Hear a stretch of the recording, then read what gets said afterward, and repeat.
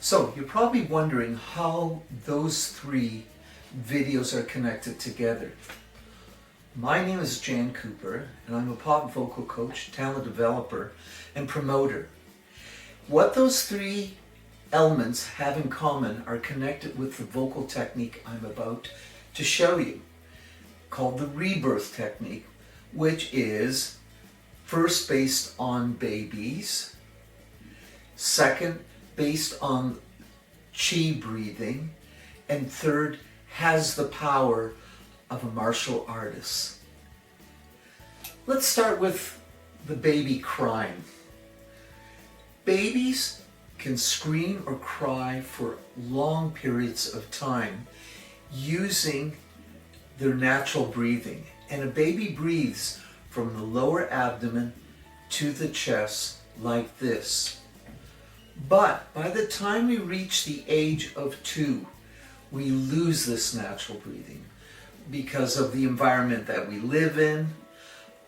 Sometimes it has to do with people making comments about how we look or what we sound like. There's a number of things, and I got into those in the first 2 part of my series. So a baby's screaming is something that we don't do as we grow older. Okay, now you're probably also then wondering about what the second video is, which is a person meditating or doing deep breathing based on Tai Chi or Chi.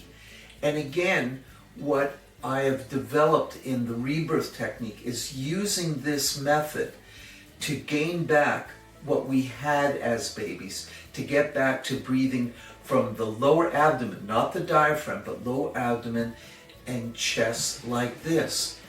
The third element is probably the most interesting, is that a martial artist combines deep breathing to relax their body in order for them to break a brick or a board, as you see in the video, without having any tension. Because if they go to break the piece of wood and they're tense, they'll break their hands.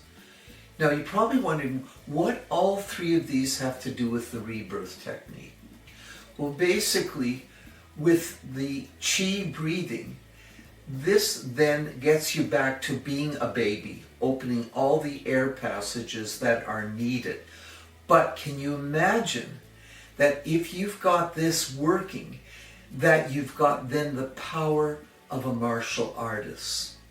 Now, this technique was a combination of working with doctors, in which I did some studies during the summer with speech pathologists,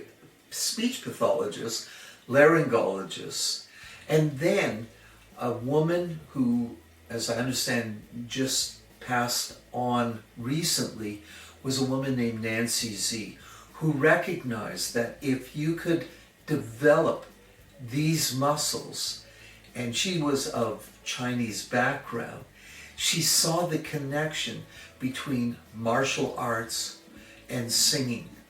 And so this part of my series, which is my third lecture, is to deal with how this can help people who are non-singers or singers to become even better without damaging their vocal cords.